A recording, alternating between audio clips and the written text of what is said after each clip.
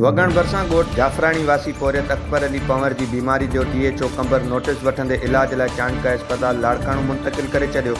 DHO कंबर पारां पोरियत जो इलाज सरकारी ख़र्च ते कराइण जी ख़ातिरी कराई वई आहे। DHO मूजिब पोरियत अकबर के गले में गोड़ी ज़ाहिर थी है। खेस सर्जिकल वार्ड में दाख़िल करायो आहे। मुकम्मल इलाज कराइण ताईं मरीज़ डॉक्टरनि जी निगरानी में रहंदो। गंबट बार के सदर फिदा जामड़ो पारां बार की नायब सदर नाज़िया पठान की मेंबरशिप मुअत्तल करण वारे मामले जो फैसलो सिंध बार काउंसिल ऐं सखर बार के सदर कुर्बान मलाणो की मज़ामत बाद वापस कयो वियो।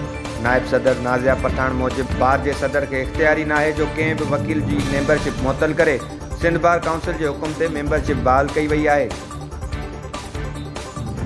हालानी लग ॻोठ दाऊद बांबड़ के रहवासिन पारां शहीद काशिफ बांबड़ जा कातिल गिरफ्तार न थियण खिलाफ प्रेस क्लब आडो एहतजाजी मुज़ाहिरो कयो वियो। उन मौके ते वारसन यूसुफ बांबड़ मुमताज़ अली ऐं ॿियनि चयो त 2 महीना गुज़रण बावजूद पुलिस काशिफ बांबड़ कत्ल केस जा जवाबदार गिरफ्तार नथी करे। कत्ल केस में नामज़द जवाबदार सुकून सां आज़ादी वारी ज़िंदगी गुज़ारीन पिया। उन्हनि IG सिंध DIG सखर का मुतालबो कयो त कत्ल केस में नामज़द जवाबदारनि खे गिरफ्तार करे बेचैनी ख़त्म कई वञे। नौशेरो फेरोज़ में पुलिस ऐं ॾुआरिन विच में मुबैना पुलिस मुक़ाबलो पेश आयो आहे। मुबैना मुक़ाबले दौरान पुलिस 2 ॾुआरिन के ज़ख़्मी हालत में गिरफ्तार करण की दावा कई है। ॾुआरिन की सुञाणप मेहताब भट्ट ऐं जब्बार उर्फ चनेसर खासकेली के नालन सां थी।